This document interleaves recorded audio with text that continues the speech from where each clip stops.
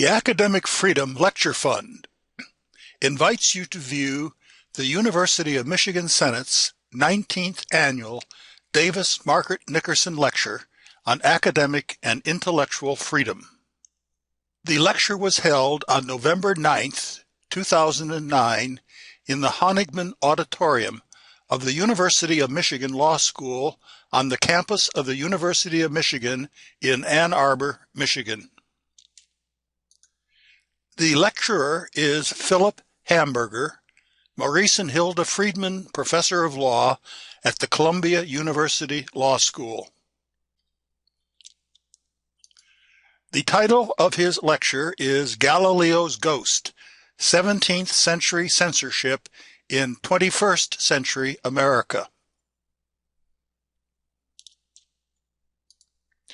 Introductory comments will be made by Peggy J. Hollingsworth, President of the Academic Freedom Lecture Fund.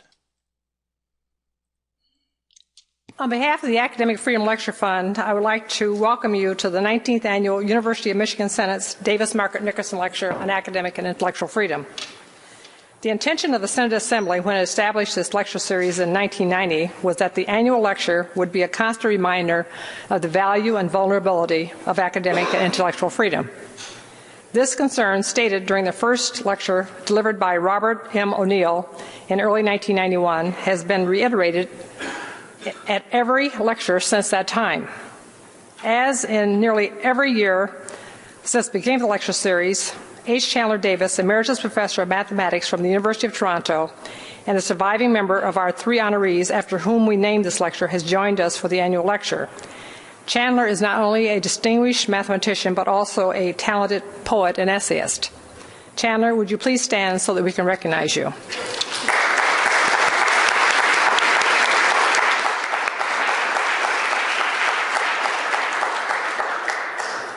Shortly after the University of Michigan Senate Assembly established its annual lecture, the Senate Assembly created the Academic Freedom Lecture Fund. The fund has an advisory board comprised of distinguished scholars and leading authorities on First Amendment rights. Members of the fund's advisory board have a central role in maintaining and enhancing the quality of the annual lecture that goes beyond the raising of necessary funds. They often suggest the names of scholars who will be selected to deliver the lecture, and some help to persuade an individual, once selected, to accept our invitation to give the lecture. A number of the members of the advisory board are former lecturers. The primary source of funding for the annual lecture comes from those members of our community who donate each year to the fund. Because of the current economic recession, the contributions that you make to support this lecture series today are more critical than at any time in the 19-year history of the lecture series. Almost to the exact date, 5 years ago, a social psychologist and writer from California, Carol Tavris, delivered a lecture at the University of Michigan entitled Pills, Profits, Sex, and Science: The Erosion of Academic Freedom in the Corporate Age. This lecture was sponsored by the local chapters of the American Association of University Professors and Sigma Psi, the Scientific Research Society, as well as by the Academic Freedom Lecture Fund, the Center for the Education of Women, and the Institute for Research on Women and Gender. In her lecture, Dr. Tavris discussed what she considered a particularly egregious abuse of academic freedom by an institutional review board at the University of Michigan. This year's lecture will continue the discussion of the issues raised by Dr. Tavris, issues that are or should be of major concern to all who conduct scholarly research. The federally mandated regulation of research at major universities, such as ours, poses interesting and provocative questions with respect to academic and intellectual freedom and to the First Amendment of the United States Constitution. As the Faculty Senate's annual lecture has moved to fill a central role in the university's academic year, public interest in the lecture has grown immensely.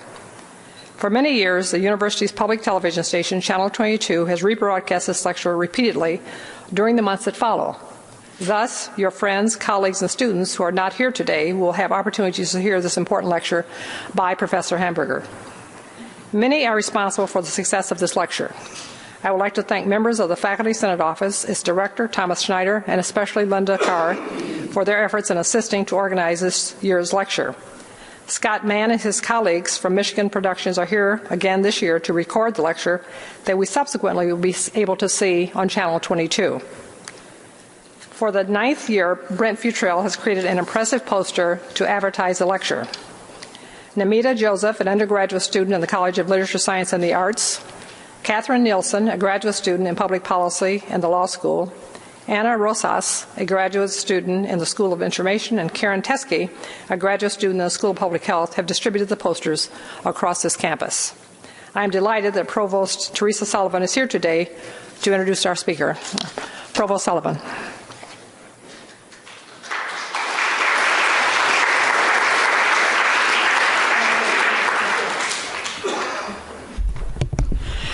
Well, good afternoon. It's a pleasure to join Michael and Peggy in welcoming you to the 2009 Davis Markert Nickerson Lecture. I also want to recognize Dr. Davis, who's here this afternoon. I commend him for his courage during the McCarthy era, when he challenged those who would limit our right to think, to speak, and to freely associate with people who hold unconventional or non-conforming ideas. The Davis Markert Nickerson Lecture, held each year, is an important event on the university's calendar. It is a time we set aside for thinking about academic and intellectual freedom, core values for our campus and for higher education. In its 19-year history, this lecture series has explored significant challenges to academic freedom, including limits on free speech, the response to terrorism, and the role of technology. Each lecture has offered an opportunity to examine what the Senate Assembly described as fundamental values for a university in a free society when it established the lecture in 1990. As a community, we're indebted to the Senate Assembly for this opportunity. We thank the Assembly and the individuals who've helped to support today's lecture. Professors Davis, Markert, and Nickerson took their actions in defense of academic freedom in defiance of congressional inquiries in 1954.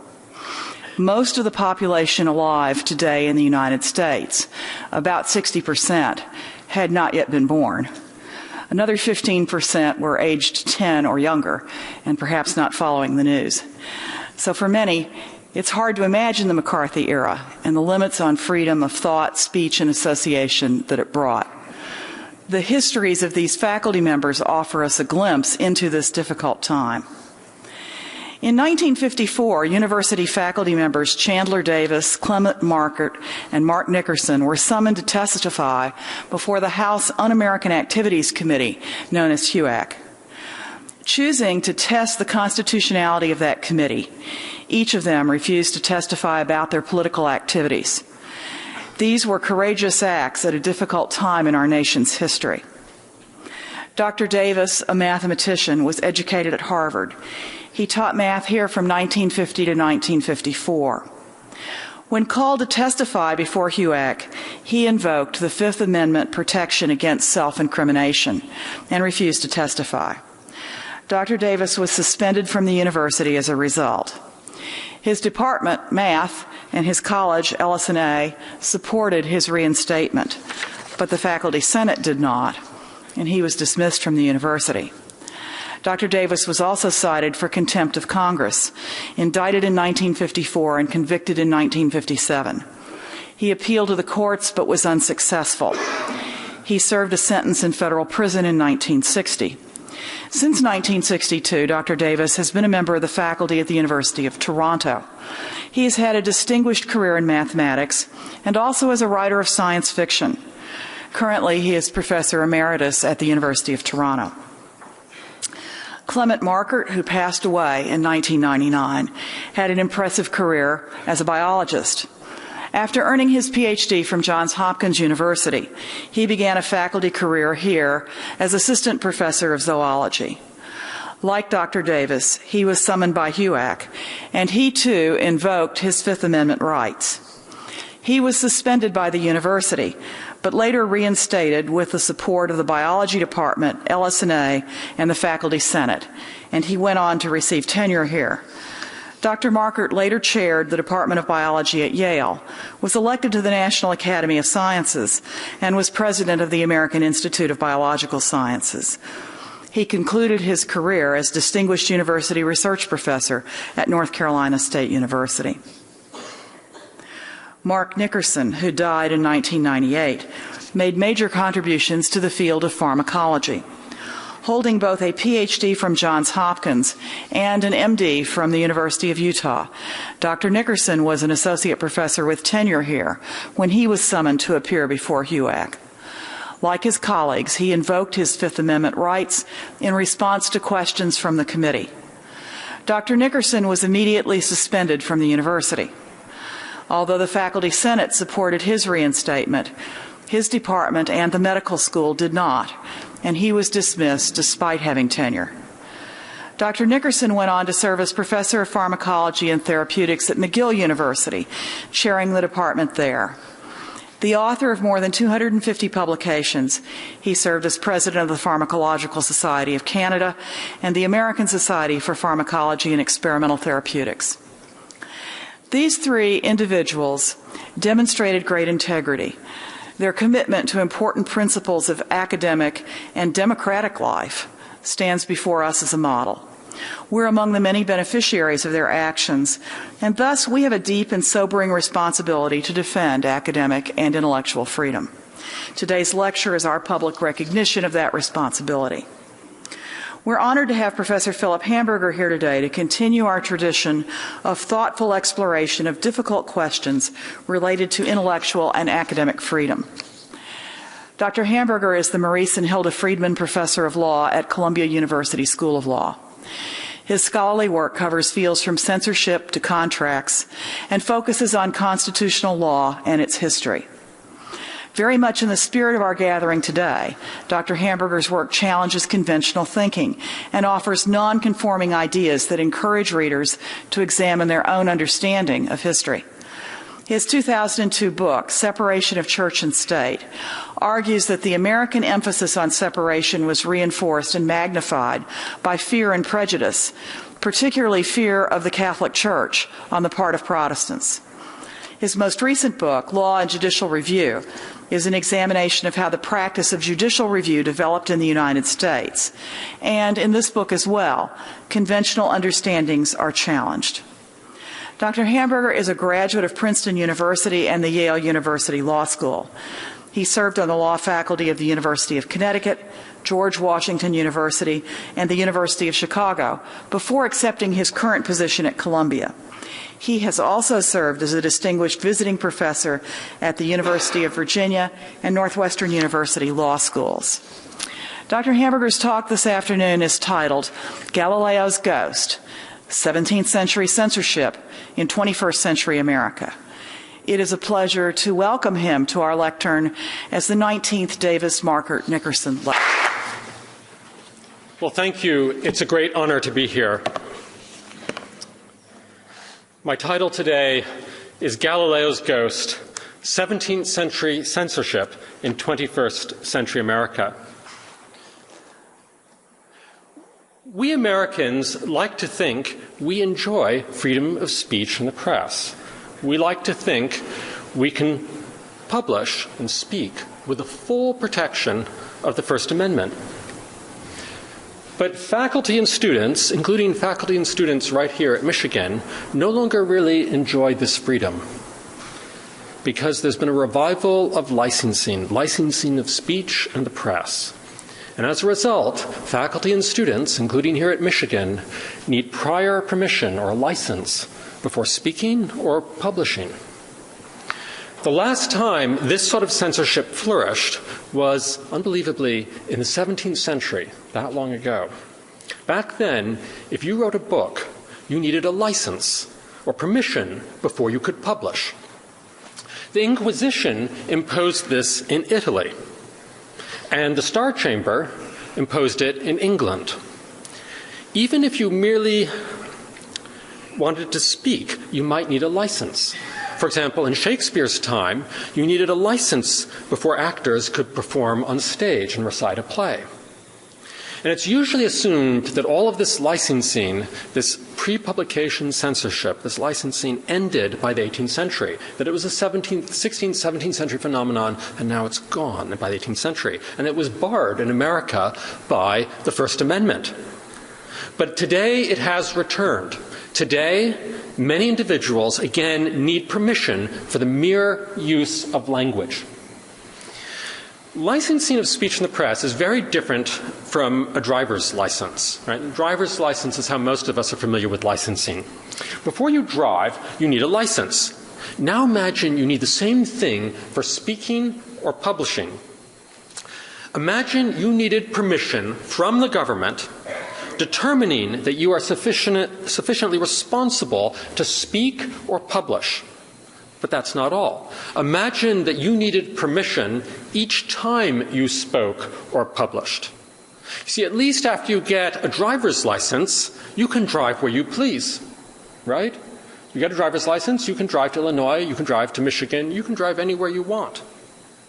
But imagine that you needed prior permission not merely once, but every time you spoke or published. You would need permission to begin a conversation. You would need permission to ask each question. You would need permission to publish the answer. This is the sort of censorship that has come back to life.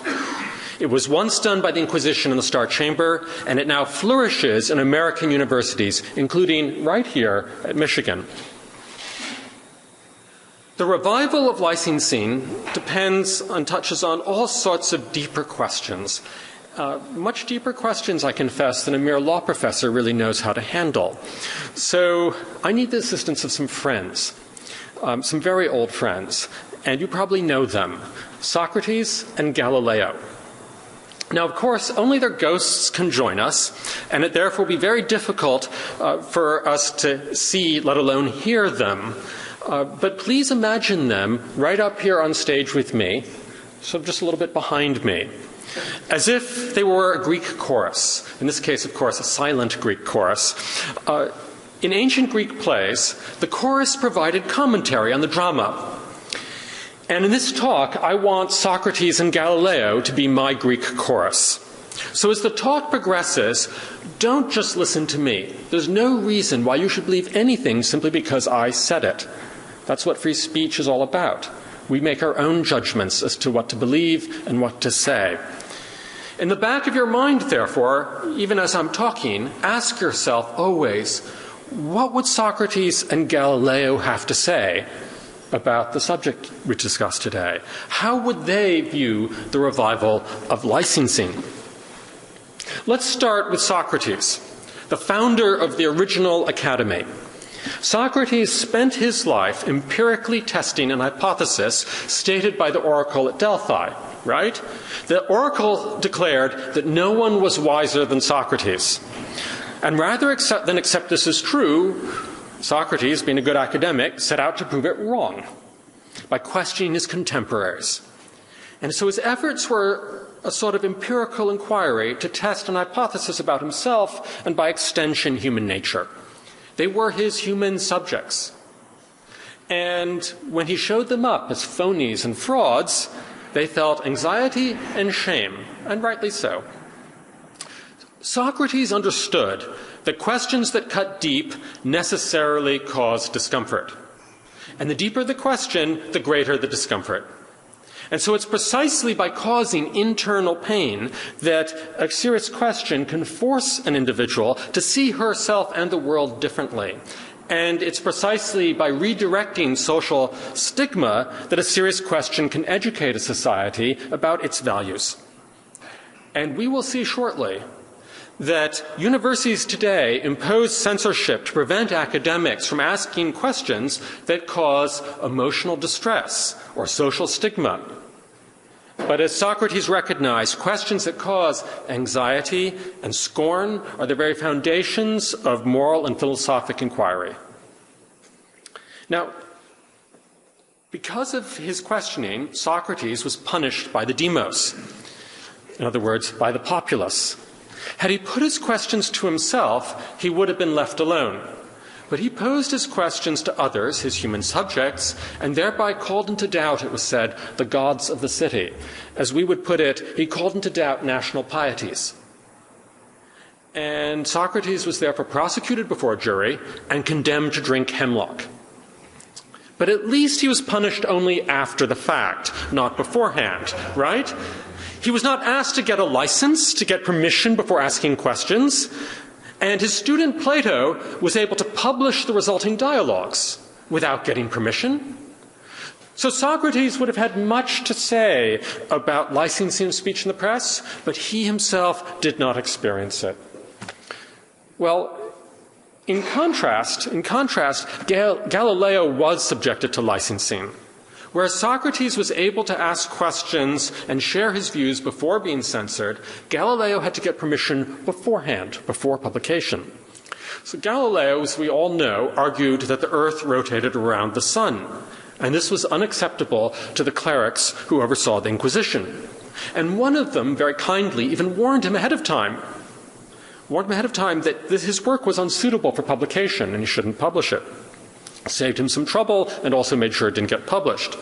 But of course, Galileo wanted to publish, and he knew he first needed a license. So what did he do? In 1632, he quietly obtained a license from a cleric who did not know that Galileo had been warned not to publish. And so although Galileo thereby got past the Inquisition was not amused. It could not proceed against him for failing to get a license. He had one.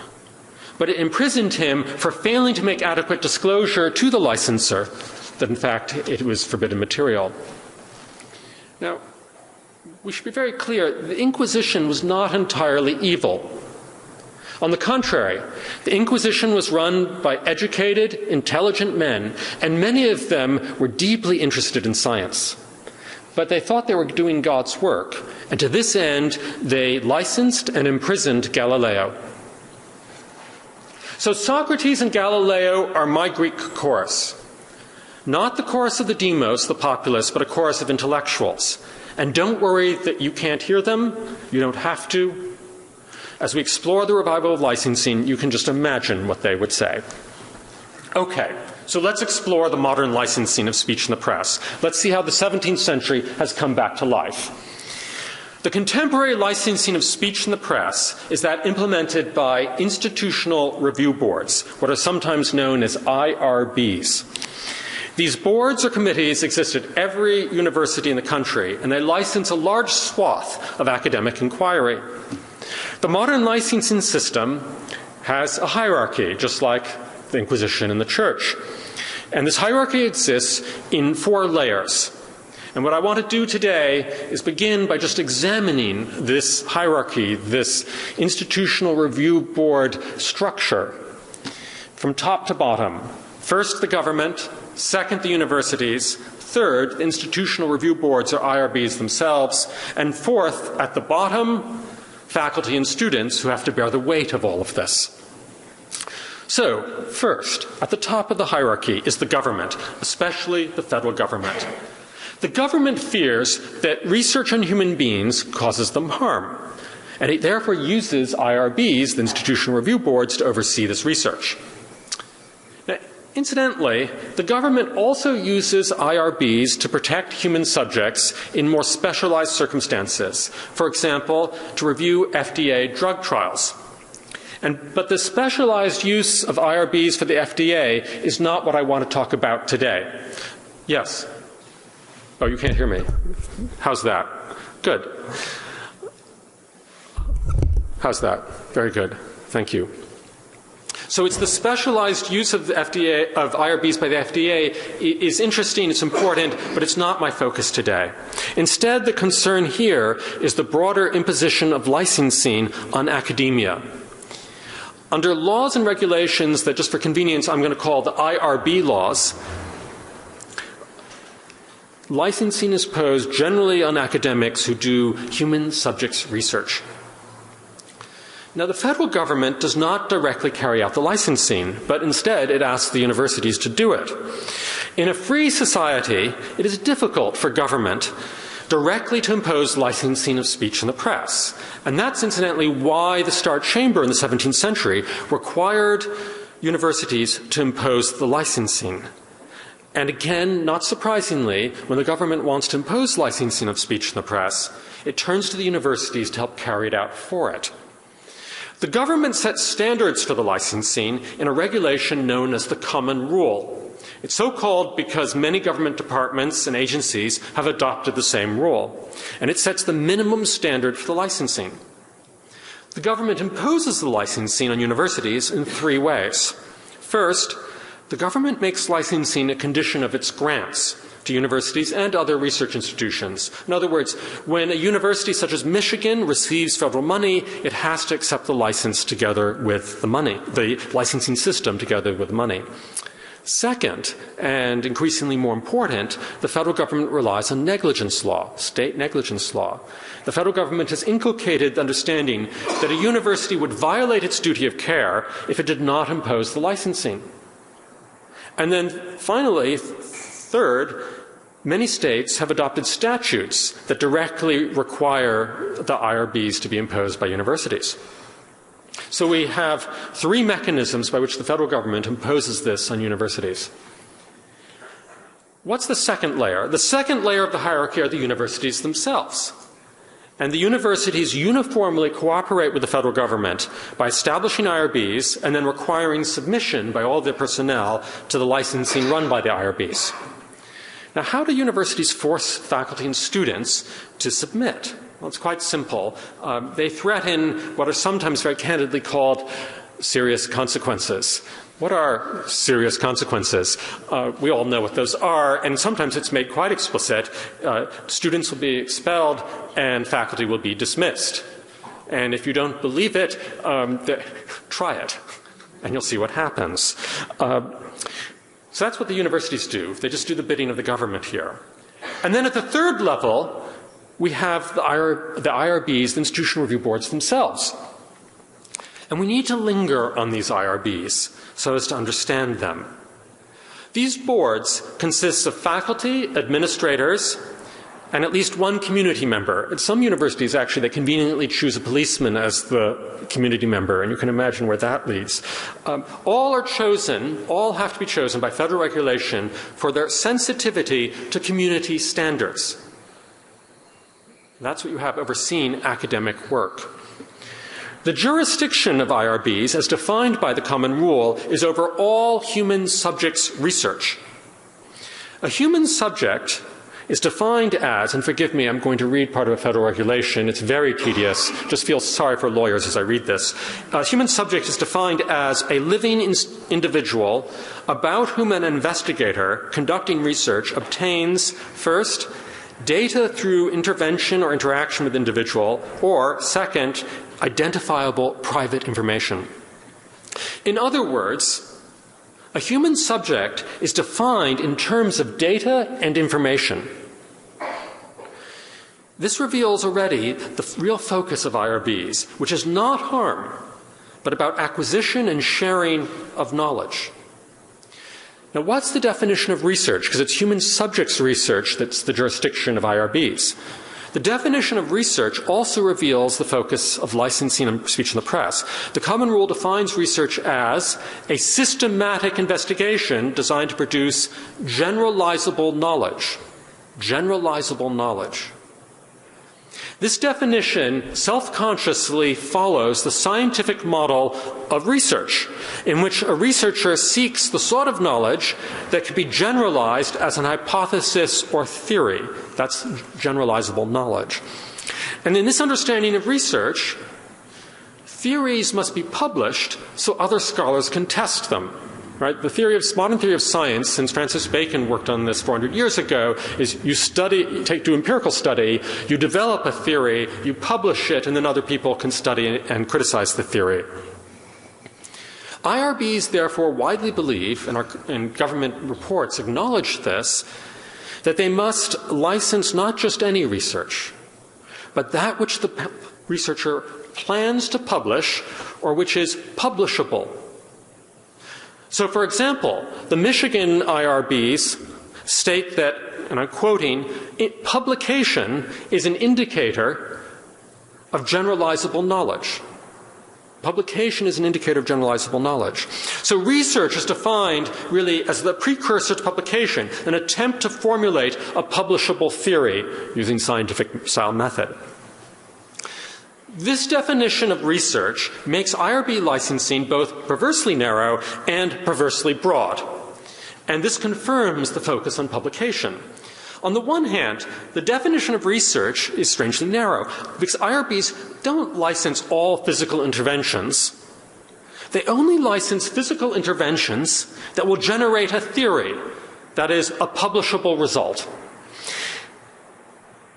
On the other hand, the definition is strangely broad. IRBs license all sorts of merely verbal inquiry. In other words, when scholars simply read or talk or publish. And they do so not because the activities are particularly dangerous. Most reading, talking, publication doesn't seem to me that frightening. But because they will generate a theory. In other words, again, a publishable result. So IRBs thus exercise power not over harmful conduct. That's just an illusion. It has nothing to do with harmful conduct. If you look at the jurisdiction of IRBs, they take power over inquiry with an intent to develop a publishable theory. And this is right in the regulations themselves. So the result is bizarre and all about publication. An academic needs no permission for genuinely dangerous research if she is not aiming at a theory or publication. But she needs publication for harmless words, talking, reading, and writing, if she's aiming at a theory or publication. It's astonishing. Now, what happens when you ask for permission? When you ask for permission, the IRB decides what you can say and what you can publish. It can bluntly forbid you from talking to human subjects. In other words, if I want to talk to you to learn something, I can be forbidden. It can forbid you from reading about them. In other words, reading about live people brings you within IRB jurisdiction. Or merely observing them, just using your eyes, not opening your mouth. Or publishing about them, i.e. sharing information. All of this can be barred. If you merely want to read public records, such as court documents or public census data, the IRB can limit what you read and what you publish. And they do this actually quite frequently. They do not want you to take intensive study of census data if you're going to learn about anyone in particular. The IRB can also directly modify your research. It can rewrite your questions. It can adjust your scientific method. And incidentally, if you're in a complex scientific specialty, imagine having your department rewrite your methods if you take a dissenting point of view. Now imagine not your department, but people who are not even in your field, having an English professor rewrite your scientific methods if you're in statistics or biochemistry, or a community member. They can rewrite your scientific method, and often they downgrade the quality of the method. That's the usual story, unfortunately. Now, the Inquisition inked over or rewrote forbidden passages in book manuscripts. The censors went through, and they just scrawled out the discussions they disapproved of, or rewrote them. And there are even some published books, which once they got published, the Inquisition realized, we've got to get that passage. So those get inked out by the printer. IRBs do exactly the same thing today, literally the same thing, with questions and barring results being published. In addition, an IRB can prevent you from publishing or even learning the identity of persons from whom or about whom you get information, even if just by reading, let alone talking. Most typically, though, IRBs will delay approval if they don't like what you're doing to get you to self-censor. And this is what the Supreme Court calls a chilling effect. Because if you learn the IRB rules sufficiently and they keep on saying no, they don't have to ink it out for you. You'll get the hint and just drop that part of your research. The standard of review is both vague and stifling. IRBs weigh the risks and the benefits of research. But the government acknowledges that the determinations of risk and benefit are subjective.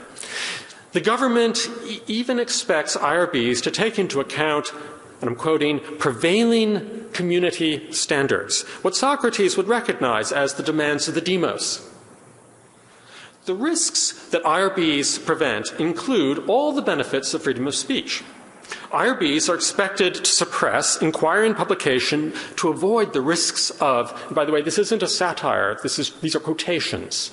They're expected to avoid the risks of legal harm, financial harm, moral harm, whatever that is, social stigma, mental upset.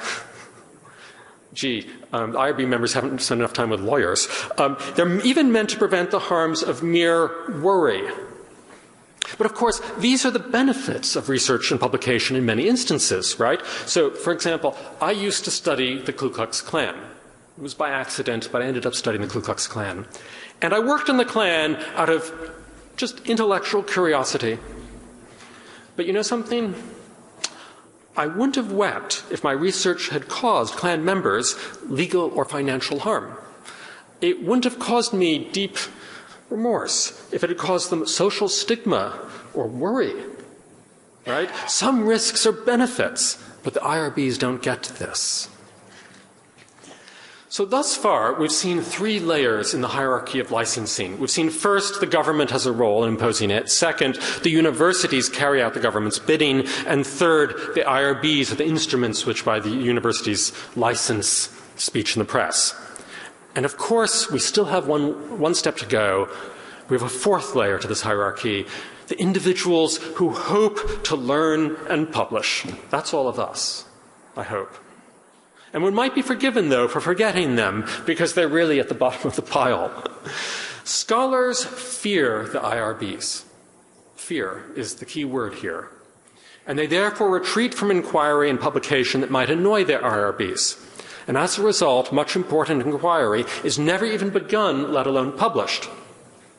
This is, by the way, a standard complaint among scholars. I'll just give one example. A distinguished scholar of journalism, Margaret Blanchard, abandoned her work on contemporary issues.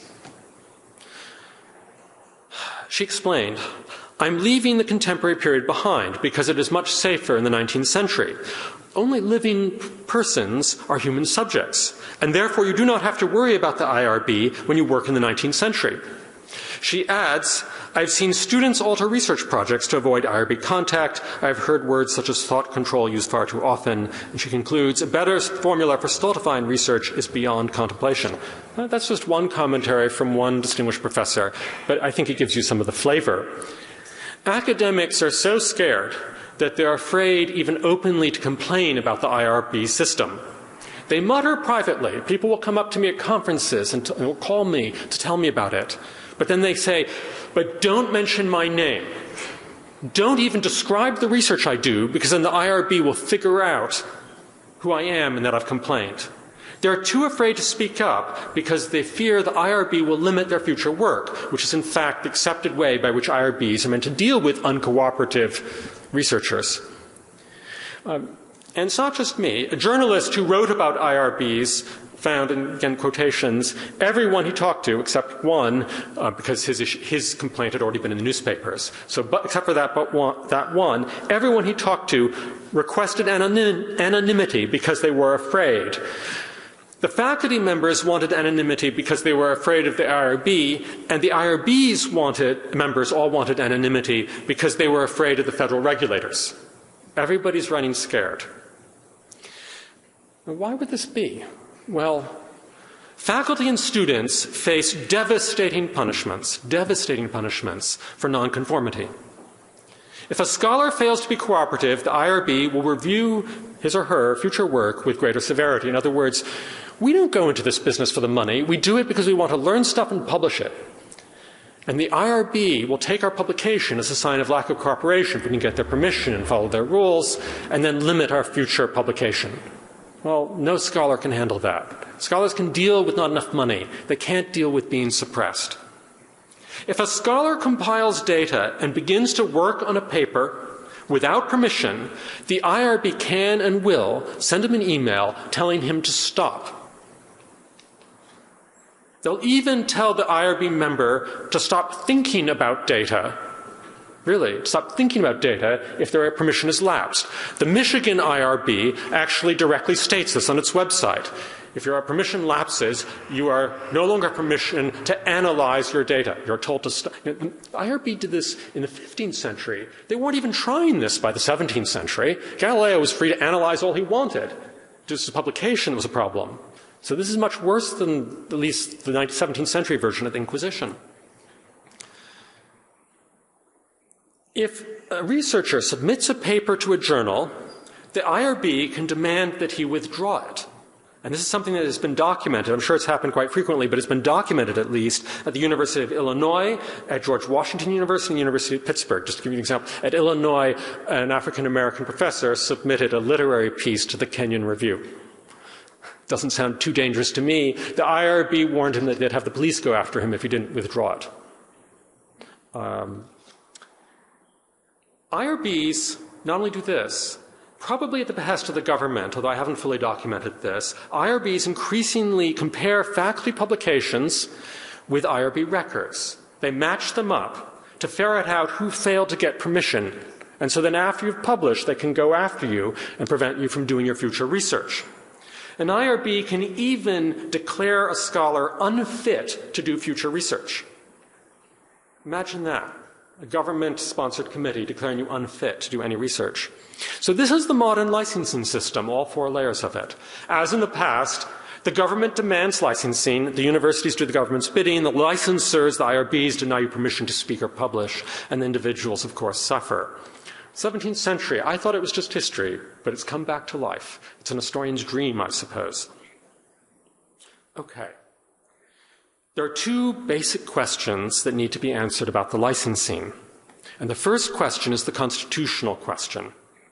Is this licensing unconstitutional? In particular, does it violate the First Amendment? To begin with, the licensing system is clearly imposed by the force of law, what's sometimes called state action. The federal government imposes IRBs through conditions on its grants, and these conditions can raise complex constitutional issues. But even if you don't think that's the force of law, the force of law is at least abundantly clear at the state level, in state negligence law and in state IRB statutes. The next question is whether IRB laws regulate speech or merely expressive conduct. Now, this is not the place to parse complicated constitutional doctrine, but just note in passing, if flag-burning porn movies and nude dancing have First Amendment protection, I would hope academic inquiry and publication also do. But we don't have to go down this road, because the IRB laws directly regulate speech. Remember the definition of research? The definition of research is a systematic effort to develop generalizable knowledge. And the laws thus directly impose licensing on attempts to develop publishable generalizations. And of course, in addition, the law directly requires IRBs to license the acquisition of information and to share information. That's what it's all about.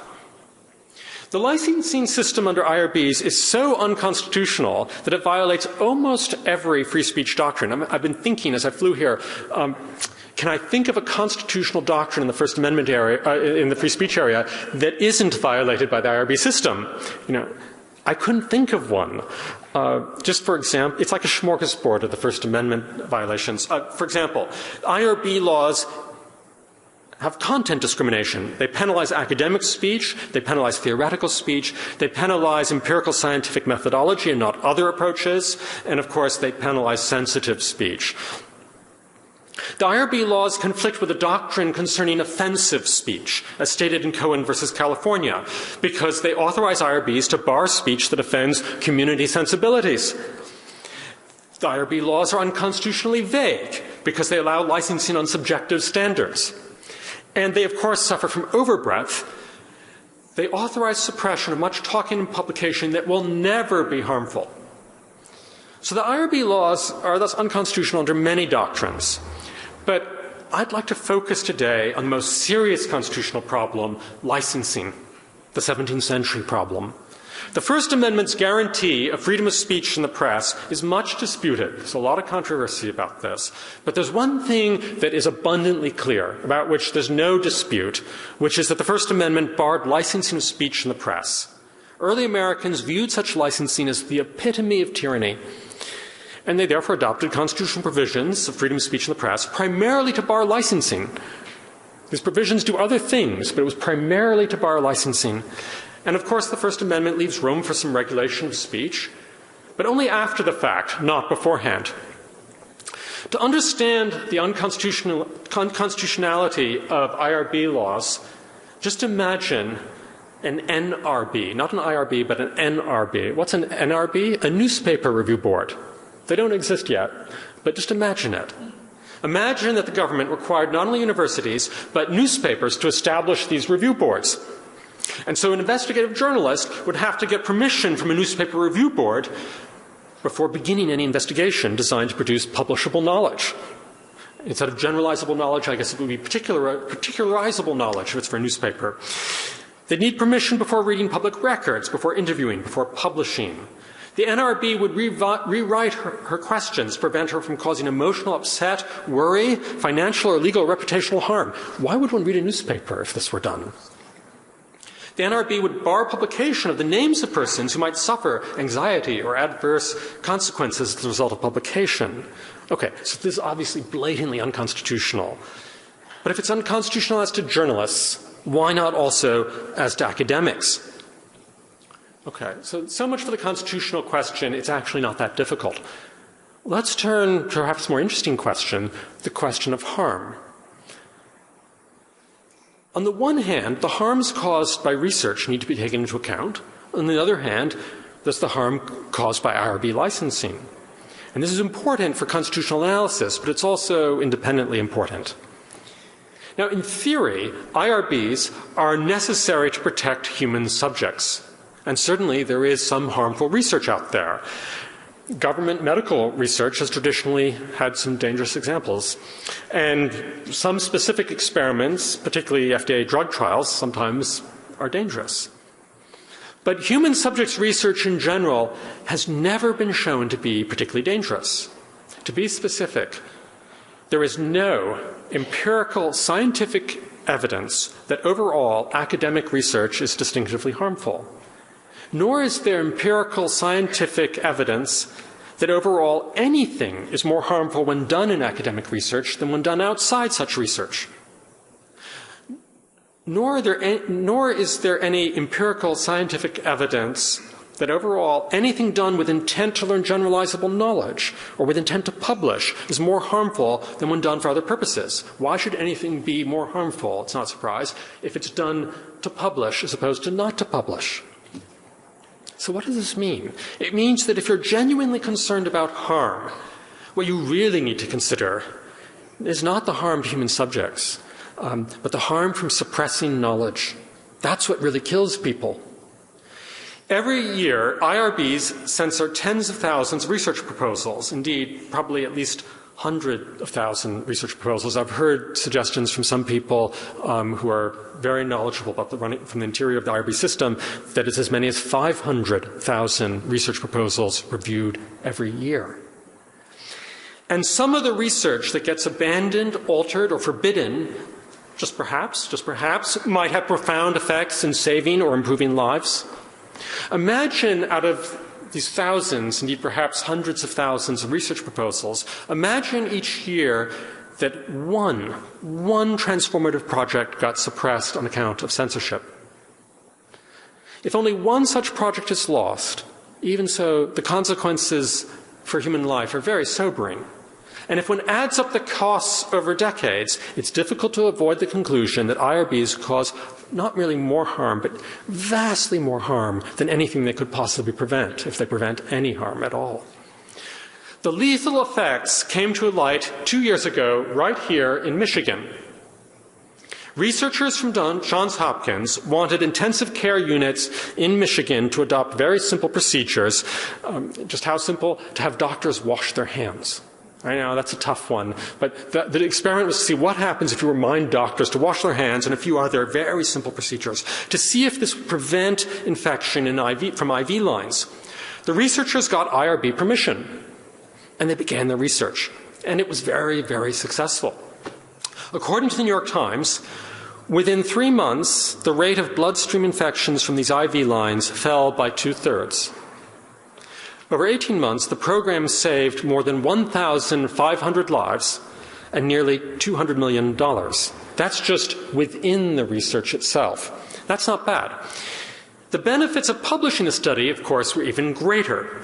Between 30 and 62,000 patients every year die from such infections, with costs in the billions. And those numbers, by the way, come straight from the HHS website. So I'm just borrowing their numbers. 30 to 62,000 patients a year die. Now imagine saving the lives of 2/3 of those patients, not to mention all those billions of dollars. But how did the government view it? The government decided that the IRB had not been stringent enough, and it shut down the research. It just ordered them to shut down the research. And incidentally, in a letter explaining why, one of the reasons given is there was an attempt to actually understand what was going on. That was what led the government to do this. Unfortunately, the government acted too late. It was too late to stop the project altogether, and certainly too late for publication. It got published, actually, before the government stopped it, and that's why the government then reacted. But the case is revealing because it shows how much might have been lost if the IRB had done its work effectively as the government expected it to. That's just one study. Just one. Imagine hundreds of thousands a year. In a society based on freedom of inquiry and publication, the IRB licensing is deadening. It has ruined much scholarship. It has destroyed the lives of scholars. It has undermined graduate education, really quite ruined much graduate education. It has stifled whole areas of learning, and it has impeded the advancement of knowledge with lethal results. Just look around this room and ask yourself, how many of us will have shorter lives as a result of the IRBs? How many of us will suffer from diseases that will not be cured because of IRBs? How many of us will remain handicapped because of the IRBs? This is our licensing system, and it's run by the universities. Now, of course, the licensing system is harmful in ways that actually go beyond these material losses. Most obviously, the licensing affects our relationship to government. How can we know the effect of government policies if academics and students cannot talk to individuals, read about them, publish about them without censorship? How can we have responsible government if academics and students cannot question persons in authority or even ask questions about such persons without censorship? And by the way, I'm not just generalizing here. There are studies that have been stopped, delayed, and ruined simply for asking federal officials questions. And so in these circumstances, we have to ask, how on earth can we preserve our freedom if we have a system of licensing of this sort? And of course, ultimately, the harms go even further than the political costs, and it is to understand these deeper harms that we need the help, remember, of Socrates and Galileo. Academic inquiry will always be in tension with populist and hierarchical anxieties. Socrates studied human nature in a way that seemed to challenge the divinities of the city, and for this the demos punished him. Galileo studied the nature of the universe in a way that seemed to offend the dignity of God, and for this the hierarchy punished him. In our society, the dignity of God obviously has been left by the wayside, but the dignity of human beings has been elevated, and to offend this is to incur the wrath of the demos, or at least the populist wrath of those who claim to speak for the people. So in conclusion, much has changed since the 17th century, but so much is the same. In the 17th century, the Inquisition and the Star Chamber licensed speech in the press, and now the IRBs do it. Censorship is back, and once again the universities implement it. What would Galileo and Socrates say? Well, they might well think that the suppression of inquiry is the most natural tendency in human society. But that doesn't mean they would want us to submit to it. Because they would probably urge that inquiry is a natural tendency of human individuals. Socrates, remember, said, an unexamined life is not worth living, and Galileo took a similar attitude to the universe. No amount of censorship can obscure this truth. First, the licensing imposed by IRB laws is utterly unconstitutional. It is probably the single most systematic and widespread violation of the First Amendment in the nation's history. Second, the licensing is profoundly harmful, both for individuals and the sort of society that is based on individual freedom. None of us need anyone's permission to talk or ask questions. None of us need anyone's permission to read public records. None of us need anyone's permission to keep or analyze data. None of us need anyone's permission to publish information. In the end, though, do not accept what I say and do not accept what the IRBs say. Instead, please exercise your own curiosity, especially about IRBs. Ask questions. Ask forbidden questions. Press for information. Publish your results. Don't get permission first. Just talk and publish without permission. And in all of your inquiries, take Socrates and Galileo as your companions. Socrates died for his freedom. Galileo went to prison for his freedom. All you need to do is stand up for your freedom. And if you ever doubt what's wrong with licensing of speech in the press, just ask Socrates and Galileo. Thank you.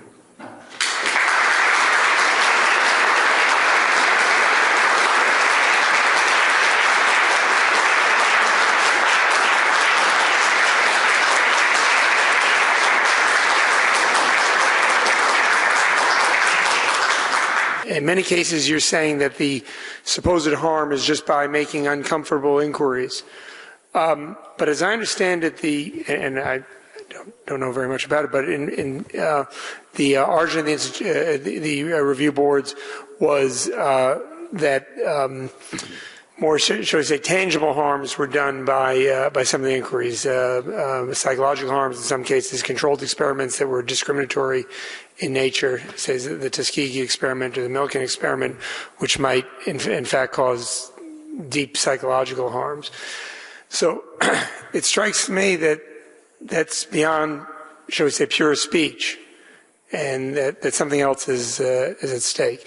The other question I wonder if you could touch on would be the spending power. I know you addressed this in the in your article, but as I understand, we're all free to do whatever we want as of an academic nature, as long as we fund it ourselves. Now, maybe that's not true. If I suppose if we're my colleague Carl Schneider's shaking his head. Is that because I'm a member of the university and therefore I can't? So, well, anyway, maybe you can address that. To what extent is this simply a use of the spending power? Right.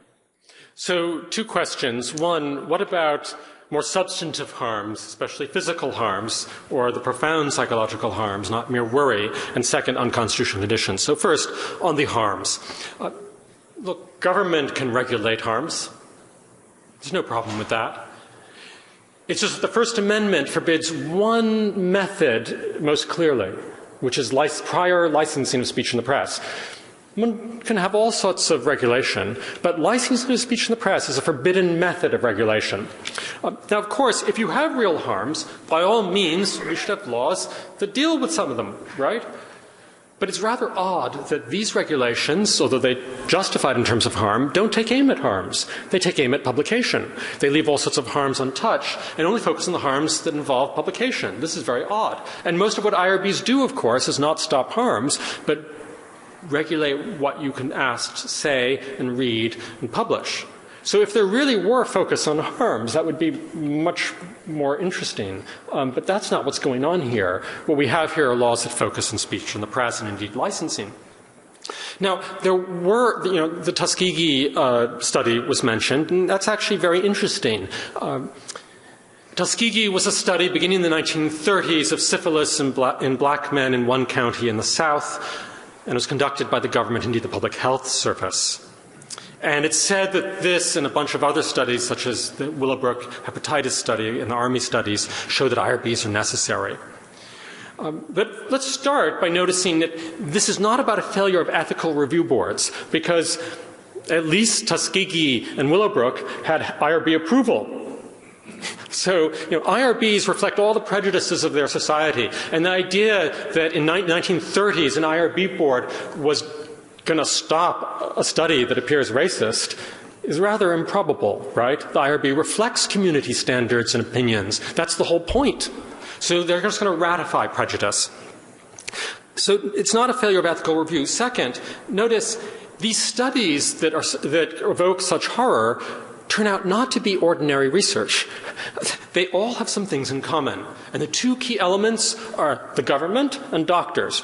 You put government and doctors together, and they feel empowered in ways that does lead to real harm. And it gets particularly bad when they do their stuff to patients who are wards of government or dependent populations. Then there's an even greater sense of freedom. And, that's Willowbrook, that's Tuskegee, and to some extent the Army studies. So we've got a very specific problem that comes out of the government. And the government, in a sort of odd sense of projection, then said, we have a problem, and licensed other people. So there's no real connection between Tuskegee and what's actually getting regulated here. And then, of course, what happened at Tuskegee is not just about a breach of some research ethics, whatever they are. It was a problem of medical personnel misbehaving towards persons to whom they're giving care. I believe that's called a violation of the Hippocratic Oath. It is a breach of a fiduciary duty at law.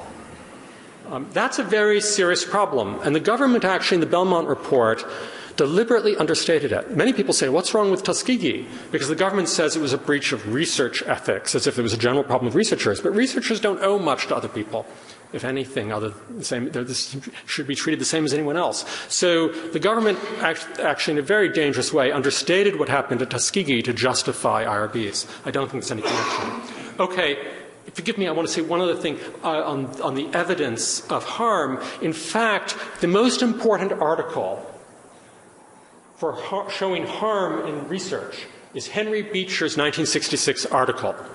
He identifies 22 dangerously unethical research projects. Guess what? He suppressed the identity of the researchers. Why? Because they were his human subjects.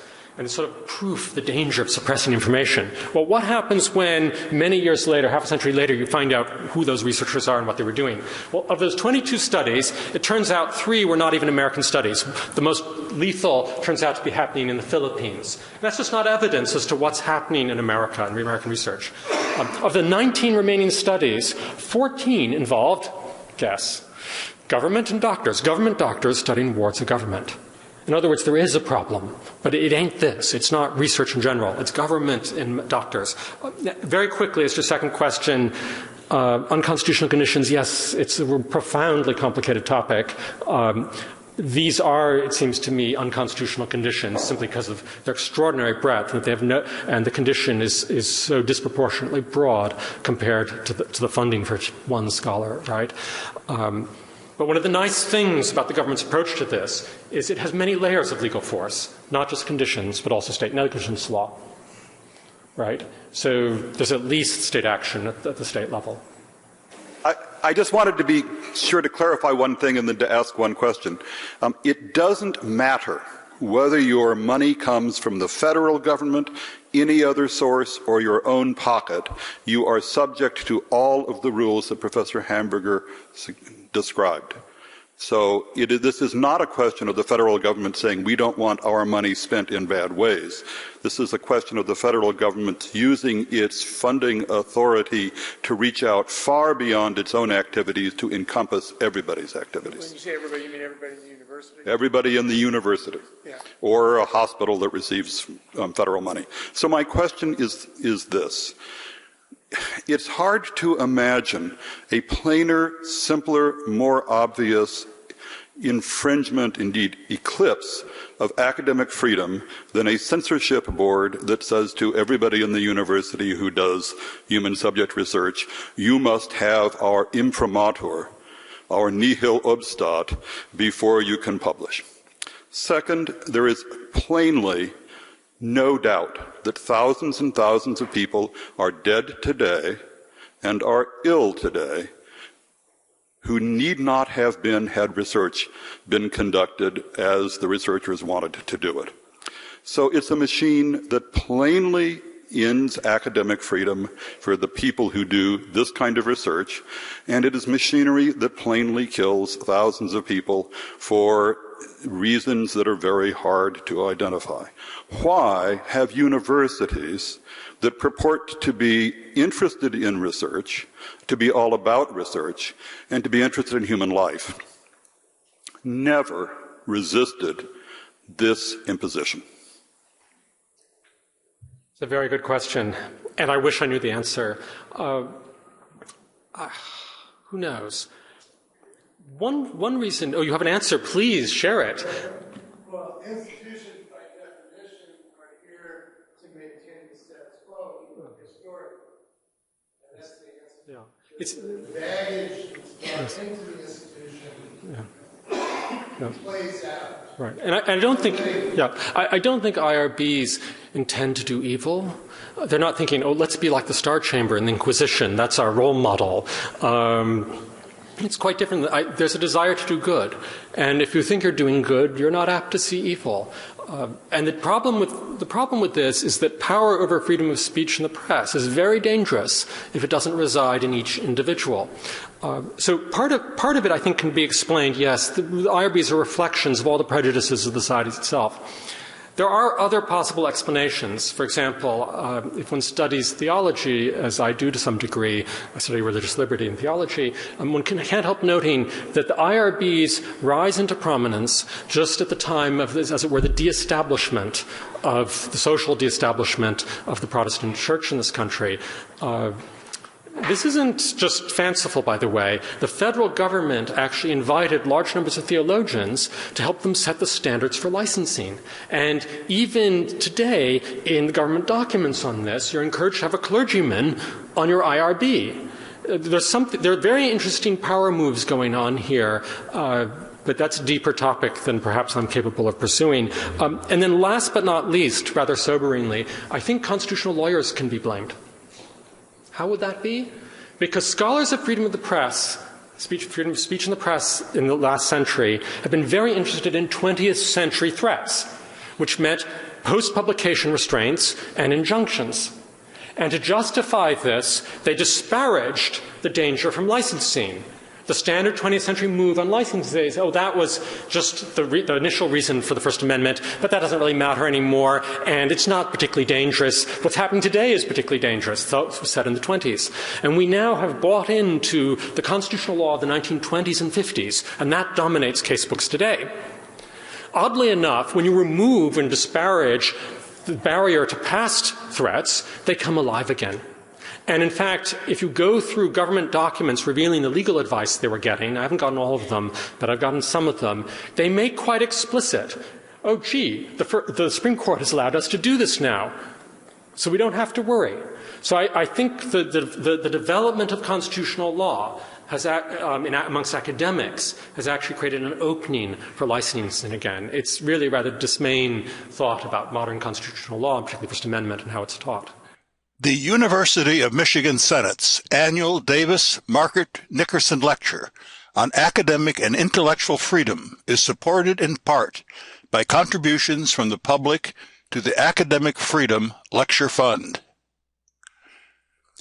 Checks should be made payable to AFLF and mailed to P.O. Box 4152, Ann Arbor, Michigan 48106-4152. Alternatively, checks may be made payable to the University of Michigan AFLF and mailed to the same address. Such contributions will be invested in a University of Michigan account entitled Academic Freedom Lecture Fund, which is under the joint stewardship of both the University of Michigan Senate Advisory Committee on University Affairs and the Board of Directors of the Academic Freedom Lecture Fund, and might qualify for both Michigan as well as federal income tax deductions. Individuals who contribute become members of the AFLF and will receive information about activities sponsored by the fund. AFLF is a Section 501c3 nonprofit organization. All contributions to it are tax deductible under IRS regulations.